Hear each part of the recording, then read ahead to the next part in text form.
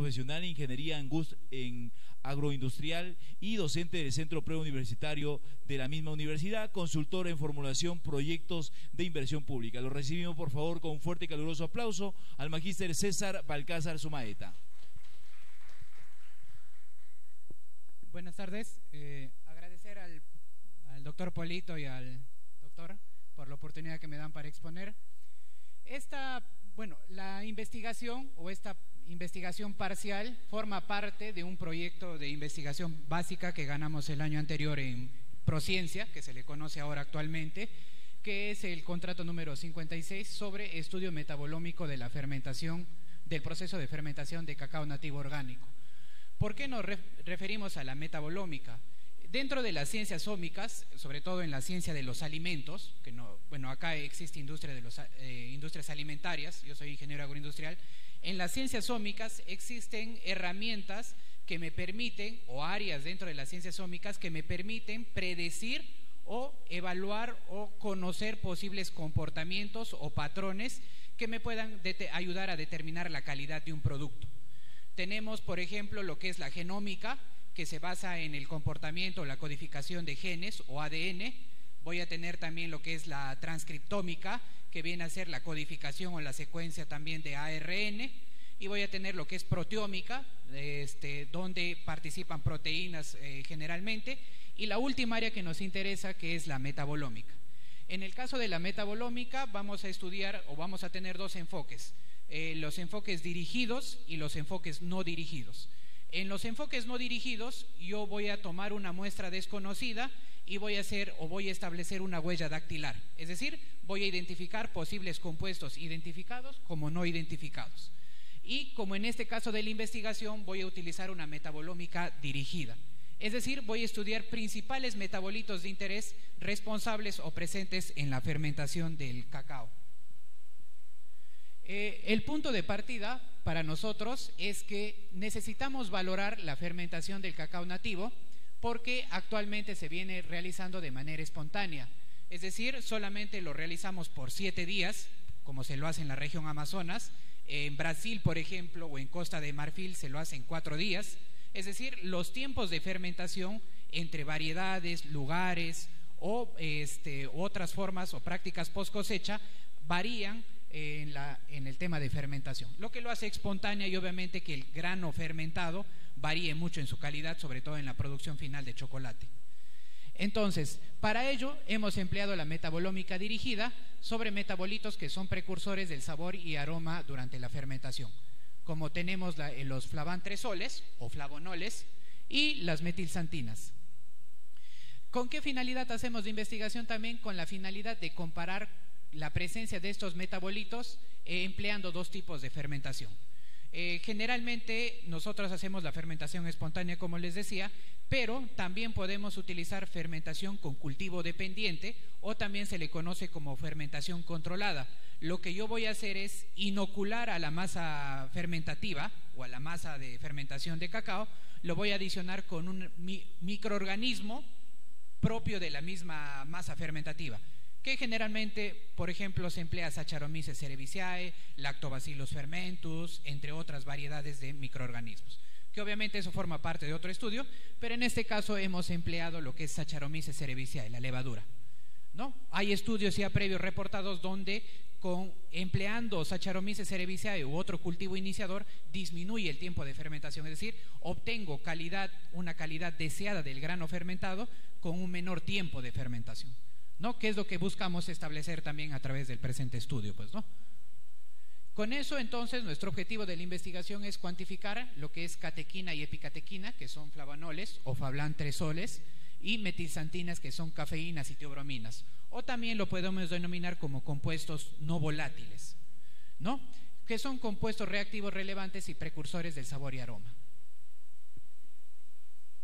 Para el material biológico, lo que hemos hecho es, hemos trabajado en la cooperativa Procam, lo hemos hecho con 40 kilogramos de cacao, procedente de 3 zonas, zona alta, media y baja, que es el distrito de Copayín, Tolopampa y Guadalupe, y hemos trabajado con cacao criollo orgánico, La denominación criollo nativo para el caso de la región Amazonas termina siendo lo mismo, solo que nosotros como región Amazonas desde el 2016 tenemos una denominación que lo hace como cacao nativo, ¿no? Al igual que hay otras denominaciones como el cacao porcelana, el cacao chuncho, etc. Lo mismo pasa en la región Amazonas. Bien, lo que hemos hecho es trabajar con 40 kilogramos en estas cajas fermentadoras. Hemos hecho un volteo cada dos días o cada 48 horas. La duración fue de 7 días y se recolectaron muestras cada 12 horas. Es decir, cada 12 horas nosotros extraíamos de 3 puntos de la caja de fermentación el cacao y lo almacenábamos en bolsas o en tubos herméticos. Cada 12 horas también a la par monitoreábamos lo que es la temperatura, el pH y el oxígeno disuelto, que también son variables de interés para monitorear la fermentación de cacao.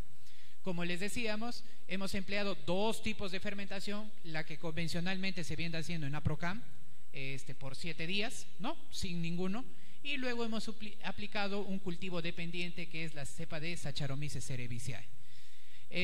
Lo hemos tomado 7 días como referencia porque esa es la norma básica por lo general o la regla general que se emplea en el Perú.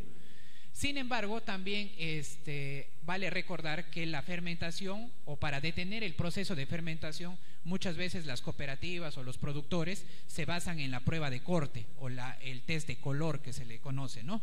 Donde discriminamos pues granos bizarrosos, bien fermentados, subfermentados, entre otros, ¿no? Pero acá ya lo estamos haciendo por 7 días para evaluarlo cuantitativamente o de forma química.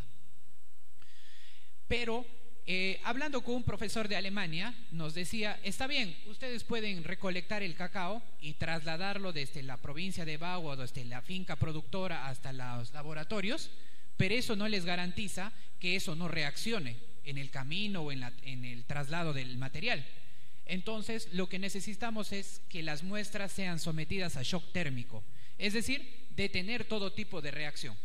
Y la forma más convencional o la forma más práctica que nos resulta a nosotros para hacer el shock térmico es emplear nitrógeno líquido y después llevarle a condiciones de ultra congelación, es decir, a menos 70 o hasta menos 84 grados centígrados, con la finalidad de que las reacciones estén detenidas y que podamos tener, por así decirlo, fotografías del momento, es decir, que se detenga en el momento la reacción, que no haya más reacciones y poder cuantificar en ese momento, ¿no?, las muestras de cacao. ¿Salió, creo? No sé. A ver. Ahí. Bien, después de recolectar las muestras de cacao, lo que hemos hecho, si bien lo vamos a tener en ultracongelación y lo que genera el grano de cacao también, otra interacción es la presencia de humedad, ¿no? La humedad lo que genera es que microorganismos actúen dentro del grano y se genere cambios en la composición química. Entonces lo que hemos hecho es liofilizar el grano, es decir, extraer toda la humedad ya en forma de hielo, si queremos decirlo, o estructuras cristalinas, lo hemos extraído y luego lo hemos colocado en tubos cerrados, ¿no?, tubos cónicos. Y con eso entonces hemos evitado también posibles reacciones hasta la obtención de extractos, es decir, hemos obtenido cacao ya sin humedad, ¿no?, por el proceso de liofilizado, que es una forma de secado también. Ya no hacemos pues, lo derretimos el hielo, después lo volvemos a evaporar o hacemos secado, sino que de frente por sublimación ya evaporamos el hielo o la presencia de agua. Bien, después de eso lo que hemos hecho también un tratamiento previo es el desgrasado de granos. ¿Por qué? Porque la presencia de grasa en el grano lo que genera es que las técnicas analíticas como cromatografía líquida, cromatografía de gases, microscopía Raman, la presencia de gases es que no me permite hacer una luminiscencia o una lectura de la longitud de onda correcta en la cuantificación de metabolitos. Entonces la recomendación era hacer el desgrasado. Lo hemos desgrasado con éter, con 8 sifoneadas, ¿no? Ahí está. Eso hemos trabajado en los laboratorios de la UNTRM. Bien, para la preparación de extractos hemos tomado las técnicas de publicaciones ya validadas, como es, le hemos disuelto en metanol al 80% y luego le hemos filtrado en filtros Milpor de 0.45 para trabajar en técnicas analíticas como cromatografía líquida. ¿Qué técnicas analíticas hemos empleado?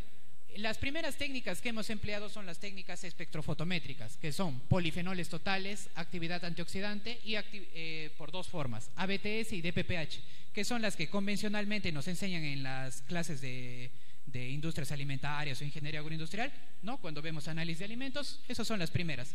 Pero estas solamente me dicen cuánto hay de algo, no me permite cuantificar específicamente una molécula. Para poder ver la correlación de estos contenidos con las moléculas, entonces lo que hemos hecho es, como les digo acá, las técnicas espectrofotométricas es una primera aproximación sobre la composición bioactiva del grano. Sin embargo, existe la presencia de moléculas asociadas a dicha composición. Por ende, la cromatografía líquida es una herramienta que permite cuantificar biomarcadores claves que son propios de la fermentación del cacao. Para eso hemos utilizado la técnica de Moreau del 2015, hemos trabajado en un sistema UHPLC, es decir, de cromatografía líquida de alta presión, de la serie Agilent 1290, equipado con un multisampler y una columna C18. Y como fases hemos utilizado ácido acético al 2% y acetonitrilo, agua y ácido acético como otra forma de solvente, ¿no? Y finalmente hemos realizado una elusión con un gradiente lineal y hemos hecho la longitud de onda 280 nm. Ese es un poco complejo a veces cuando no lo vemos en laboratorio, pero es fácilmente entendible conforme vayamos teniendo más práctica en laboratorio, ¿no? Particularmente yo no he hecho eso en pregrado y en posgrado ya me he comenzado a especializar en eso, ¿no? Bien, ¿qué resultados obtengo con eso? Esto, por ejemplo, es el monitoreo durante la fermentación espontánea de cacao nativo en cuanto a temperatura, pH y oxígeno disuelto.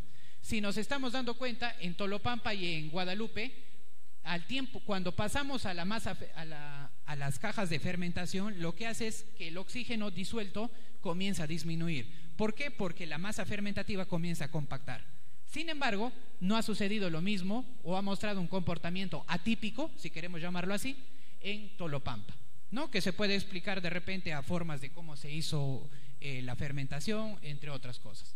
La temperatura, en esta gráfica de dobles ejes, la temperatura, que es estas líneas grises, se han comportado dentro del rango establecido, que es entre 25 a 50 hasta 60 grados centígrados, que es lo que debe alcanzar la masa fermentativa del cacao generalmente, ¿no? Eso lo hemos comparado con la teoría, ¿no? Y el pH, obviamente, que se mantiene estable durante todo el momento, solo que en los últimos días comienza a crecer un poco respecto a lo inicial, ¿no? El mismo monitoreo lo hemos hecho con la fermentación con cultivo dependiente, ¿no? Acá ya vemos que las temperaturas se mantienen un poco más constante y en el caso de del pH, de igual forma se mantiene más constante, que se puede deber a la presencia del microorganismo inoculado, ¿no? Pero son posibles hipótesis o posibles deducciones que podemos asumir. Todavía no podemos dar algo a priori, ¿no? Porque necesitamos un estudio más amplio sobre eso. Bien, en estadística o cuando vemos los cursos básicos de números, yo puedo presentar mis gráficas de esta forma, ¿no? Yo lo presento bacán o lo presento como mi tesis y esto sería un resultado válido, ¿no? Estoy mostrando el promedio, la desviación estándar, ¿no? Cómo se comporta la capacidad antioxidante, los polifenoles, la epicatequina, la catequina, la teobromina, la cafeína durante todo el proceso de fermentación. Pero esto no es la metabolómica. Esa es una primera herramienta de la metabolómica. La metabolómica emplea herramientas quimiométricas. La primera técnica es lo que les decía, cromatografía, o puede ser también resonancia magnética nuclear, entre otros, ¿no? O la espectrometría de masas. Esta es una primera forma de fotografías, como les decía, de cómo se comportan estos metabolitos o esta composición bioactiva en la fermentación espontánea y en la fermentación controlada. Pero para que sea una verdadera herramienta quimiométrica, vamos a emplear lo que son análisis multivariante, lo que son análisis de componentes principales, análisis de conglomerados, sea clúster, dentro del clúster vas a encontrar el jerárquico, entre otros. Bueno, acá el profesor es más experto en la parte estadística. O también puedes emplear modelos de predicción como OPLS, regresión parcial de mínimos cuadrados con diferencial, etc. Hay un montón de herramientas de análisis multivariado que me permite entender ya de mejor forma. ¿Por qué les digo eso? Porque con eso el análisis tradicional no permite evaluar objetivamente lo que sucede a nivel molecular. Estamos hablando a nivel molecular ya. Entonces, las herramientas quimiométricas son las más apropiadas.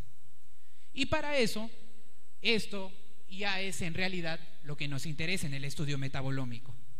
Tenemos primero el peso de las variables, ¿no? Lo que hemos hecho acá es un análisis de componentes principales, que son estas dos gráficas de acá, que le hemos hecho por el software estadística, la versión 10.0, perdón, y el análisis cluster, que es esta gráfica del centro, que lo hemos hecho por el software RStudio, que es un lenguaje de programación, así como el Python, entre otros, es ese programa, con lenguaje de programación.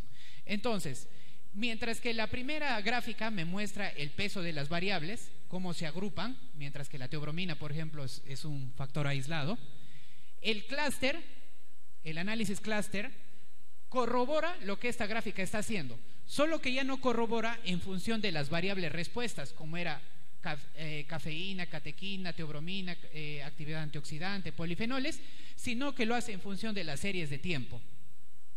Y que esta información se va a evidenciar o corroborar ya con la agrupación que me muestra el análisis de componentes principales. ¿Y qué me dice acá?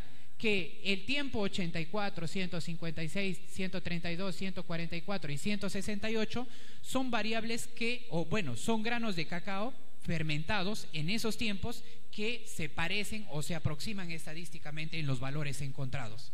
Mientras que estos otros tiempos, es decir, 0, granos sin fermentar, 12, 60 horas, 56 horas, 108 horas, son otro grupo. ¿Y qué me permite determinar ello? Que en la fermentación espontánea en el distrito de Copallín, según las variables evaluadas, existen dos grupos significativos, es decir, existen dos fases en el proceso de fermentación. Una primera fase, si se dan cuenta, que involucra desde el grano sin fermentar hasta el día 5, y luego otro que involucra desde el día 6 en adelante, donde se muestra un valor atípico que es el del día 84, pues, ¿no? O de la hora 84, perdón, ¿no? De la hora 84. Entonces, me permite determinar dos momentos en la fermentación de cacao.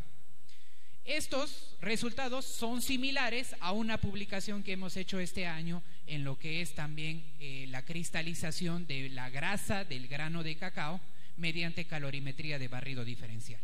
Entonces, estoy corroborando que estos resultados sí tienen relación. Sí hay relación con lo que estoy investigando, ¿no?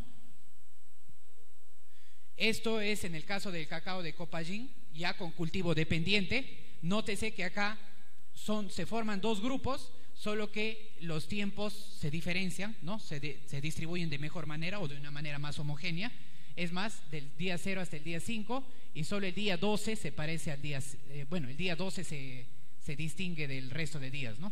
De los inicialmente trabajados. Igual, si nosotros observamos el clúster, vemos que este grupo de acá está acá, ¿no? Y este grupo de acá está en esta parte de acá. Es decir, lo que el clúster me dice se corrobora en el análisis de componentes principales, ¿no? Las herramientas de multivariadas me están permitiendo determinar fases o momentos dentro del proceso de fermentación. Lo mismo pasa con el cacao nativo de Tolopampa, solo que las variables cambian de peso, están trabajando hacia el otro eje ya, si se dan cuenta, y el ABTS se está comportando de una forma aislada dentro del peso de las variables determinadas. Y acá obviamente los dos grupos también que estamos determinando.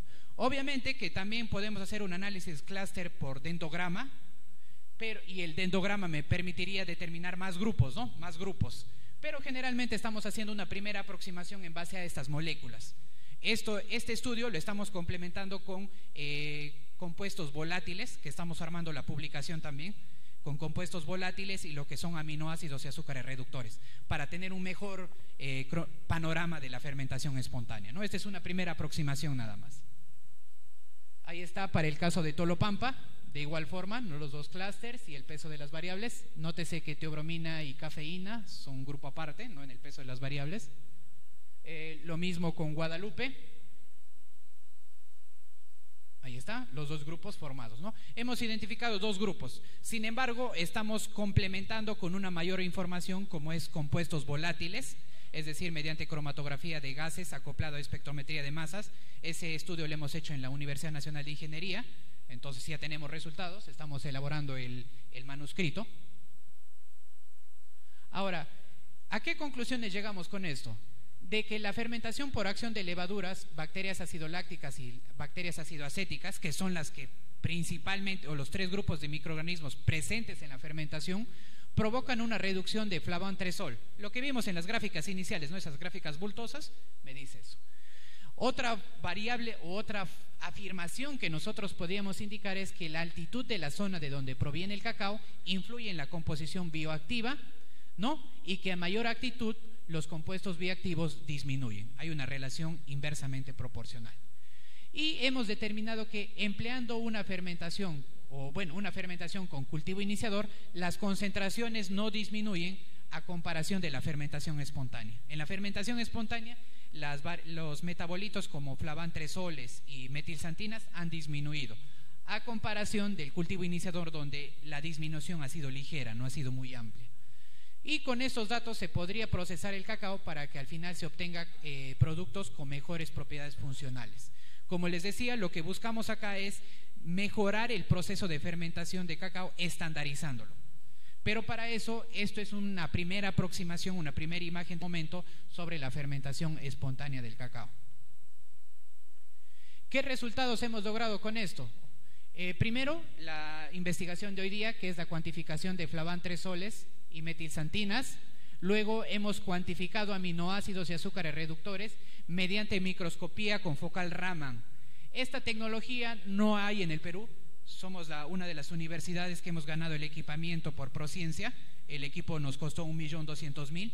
Lo tenemos en los laboratorios de la Universidad Nacional Toribio Rodríguez de Mendoza, y nos permite, lo mismo que hace el HPLC, el GC, nos permite también la microscopía con focal Raman. Solo que la ventaja es que ya no necesito, cuando trabajo con técnicas analíticas químicas como cromatografía, estoy sujeto al tratamiento de muestra, preparar la solución, etc., un montón de complicaciones que resulta para el estudiante. En la microscopía con focal Raman yo coloco el grano desgrasado, ¿no?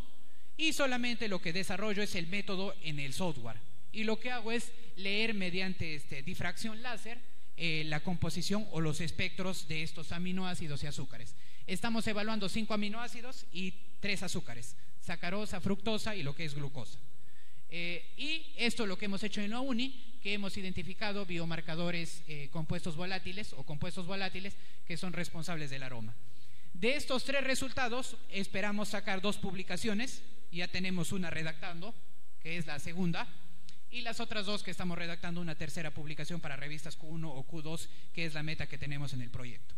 Muy aparte de eso, dentro del proyecto, recientemente en esta semana, el 19 de noviembre, nos han aceptado en la revista en una de las revistas top de alimento, en la Q1, en Food Research Internacional, el siguiente artículo de revisión. Ahí están los investigadores del proyecto. En la metabolómica durante la fermentación espontánea en cacao, es una revisión exploratoria.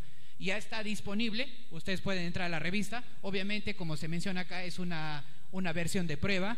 Ya la próxima semana, más tardar, debe salir la versión final, pero ya está disponible, es de acceso abierto, es decir, no les van a pedir que paguen o hacer algún pago o algún cargo a sus tarjetas o lo que sea.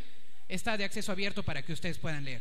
En este review exploramos todas las técnicas analíticas de fermentación, los estudios realizados a la fecha de fermentación espontánea de cacao y nuevas líneas de investigación que podemos abrir hasta eso. Es más, este proyecto de investigación semilla nos ha servido como punto de partida, y este año nuevamente hemos vuelto a ganar un proyecto Fondesit multidisciplinario avanzado ya por 500.000 soles en lo que es cinética de cristalización y polimorfismo en la elaboración de chocolates. Nos estamos dedicando al cacao, en otras palabras, como línea de investigación. Bien, bueno, estos son mis datos. Si de repente quieren trabajar con nosotros, no hay problema. Nosotros trabajamos en el laboratorio de investigación en ingeniería de alimentos y post cosecha, y para el Instituto de Investigación, el IDA, de la Facultad de Ingeniería y Ciencias Agrarias. Bueno, y actualmente también, al igual que su profesor Lenin, estoy en la Universidad Nacional de Piura estudiando mi doctorado.